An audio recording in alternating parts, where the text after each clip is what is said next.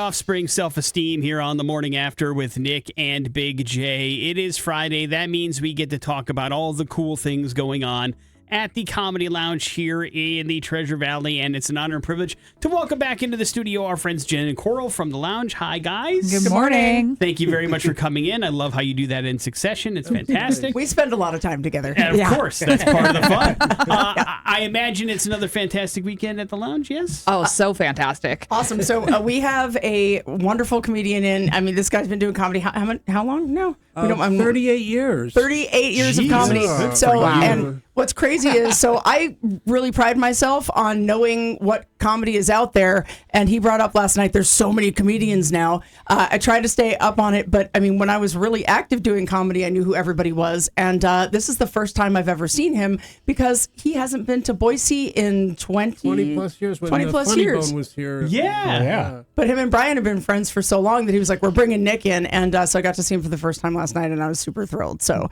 we're happy to have him. His name's Nick Griffin, and he's here with us. Hi, Morning, Nick. Nick. Hi, great to be here. Thanks for having me. Thank you for coming in. We appreciate you getting up early, not exactly comedian hours, to come in and talk about things that are happening this weekend. Congratulations on making it back to the Valley. Did it look very different from last time you were here? Well, literally 5 minutes ago, I said I didn't realize Boise was this big because we were just driving, and there was, it could have been even longer than 20 years ago, but at least 20 years ago, and there wasn't that much here, and it's just gotten huge. Yeah. I read about all the stuff about how everyone was moving here and everything, but And you see it, and you're like, it's real. oh. Yeah. It is. Yeah, real. I don't even recognize downtown anymore, and Yeah. I've lived here for 40 years. So Oh, downtown, Federal. I don't recognize Federal anymore. It's crazy. That used to all be single level, and now it's just high rises everywhere. And Crazy. It is crazy. But that's nice that you get to kind of come back to a place and enjoy another angle of things. And so, Nick, you've been doing this for a while now. Do you still enjoy the road dogging it and doing the kind of thing and jumping from place to place? I really do. I think there's something wrong with me, but I still get up in the morning and I want to get better, so that's a good sign.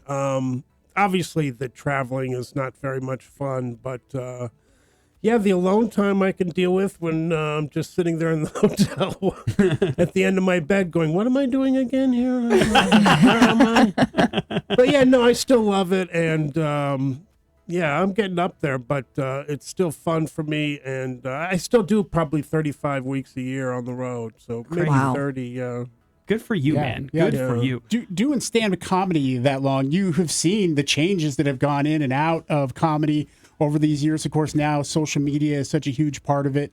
At any point in that journey, you were like, oh, man, I'm going to hit the eject button. Well, yeah, there were several times. Like when people started doing social media, I went, "Oh, this is not gonna last." So I won't jump on board yet. And now I'm 5 years behind. Relatable. I had a keen eye for the business side of the. you got any teenagers Industry. in your life that you could pass that off on to? Yeah. No kidding. Exactly. I'm mining out all my social media to 19-year-olds and answering to them. So that part's really hard because. You always kind of had to market yourself, but never like this, just constant. Yeah, we're both from the era of sending out VHS tapes and a folder with 8x10s in it. Yeah, a demo, for goodness sake. Nick Griffin joins us in studio at the Comedy Lounge all weekend long. You can grab some tickets at loungeboise.com. That's where you get some information. Nick, you also have a little bit of a radio background. Back in the day, you used to do some writing for a morning show, right? Talk to two guys who's never had a writer. What's that like to do that gig and be the funny weird. person? I don't know if you remember this, but like in the trying to think when it was, probably around 98 or whenever the tech boom was, a lot of money came down, and they tried to do what was called Comedy World on the internet, where they would, it was basically, book it like they did a regular radio show and just have people. And I would just come up with ideas for the DJs that were on the show, and no one was listening. It all went out into nowhere. Ether. It all went out into nowhere. Totally ether. And the funny part is they had two writers on this show, and we're just anguishing over these bits, and they're just dropping into a trash can every night. That's the thing. Like, you hope people Just are like this listening. interview, Nick. Welcome back to radio, buddy. Yeah, it's a fun little trick.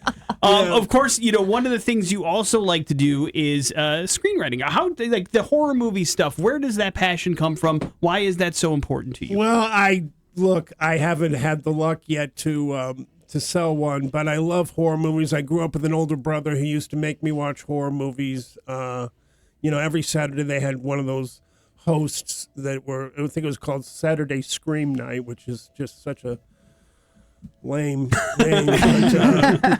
And I'd watch horror movies, and I just got hooked, and I still watch horror movies all the time. And like we were just talking about sitting at the end of the bed all day, I thought, well, let's try to stay busy and write, and I haven't sold one yet, but we've been close, and it's just a kind of a enthusiastic hobby right now. Very cool. I was really hoping that your answer to why are you so passionate about horror movies and writing them as well.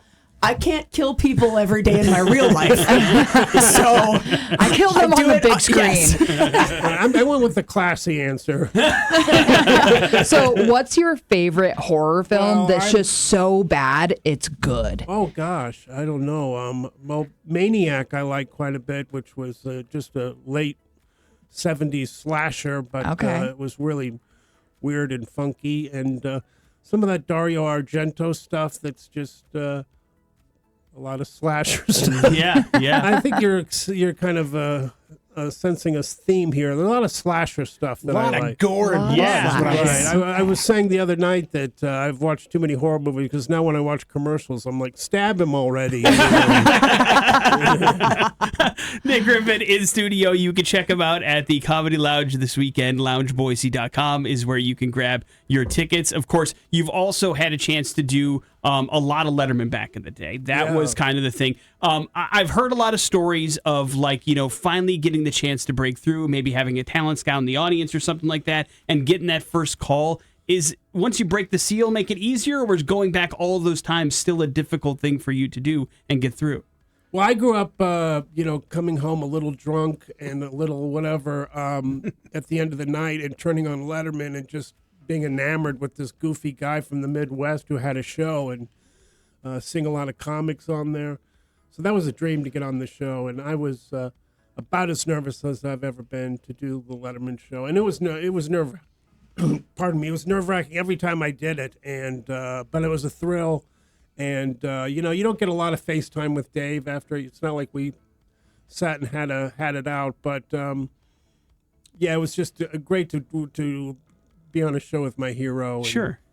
Not even after 7 times, you didn't get a little extra time with the man? he gave me a couple extra Okay, all smiles, right. and Something. I heard you like horror movies, that kind of thing. We read the same bio. It's terrific. It's good to know. Of course, Hasn't been updated in 20 years. you can check out Nick Griffin this weekend at the Comedy Lounge, loungeboise.com. Nick, we want to make sure you get a bunch of followers on social media. What's the best place for people to do that? Comic Nick Griffin on Instagram, and the Nick Griffin on Facebook. Beautiful. Let's make sure those teenagers earn those monies, right? Yeah, exactly. Yes. Go check them out this weekend, loungeboise.com. Jen, anything else of note that you want to bring up and make sure that we talk about? Yes, I mentioned last week that we were going to release those summer season passes. Those are up online right now, so it's one price, and you can see all of the shows that are at the lounge between Memorial Weekend and Labor Day.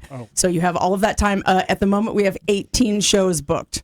Damn. So With yes. count and counting. Yes, Yeah. because we Yeah. will add more, and those will be included. So you'll just pay the one flat price is $200. So you're going to see over $500 worth of shows at this point. So if you are a comedy fan, go online, grab one. We only put up 20, and I just put them up last night. So There we can have announce been it today. some changes from our old Jedi passes that were like a year-long pass that got you and yourself and a guest in. These are just for yourself. So these are just one person per purchase. Okay. For these shows. Yep. But So- if you're a comedy fan, hop on, grab one. There's 20 up there right now. Once those are gone, they're gone, and you can come in. We added Thursday shows too, so that way you don't even have to miss those summer concerts that are Friday and Saturday. You can come on the Thursdays if you want to. We've got some Sundays and Wednesdays up as well. Look at you thinking ahead. So make sure you check it out and take advantage of that while you can. LoungeBoise.com is where you can find that information. Nick is there tonight and tomorrow night. Thank you for coming in, sir. Great Thank to you meet so you. much Thank for you very having much. me, man. Jen, Well, Corral, you everybody. guys are the best. Thank you very much. Thanks for guys. having us. Morning after.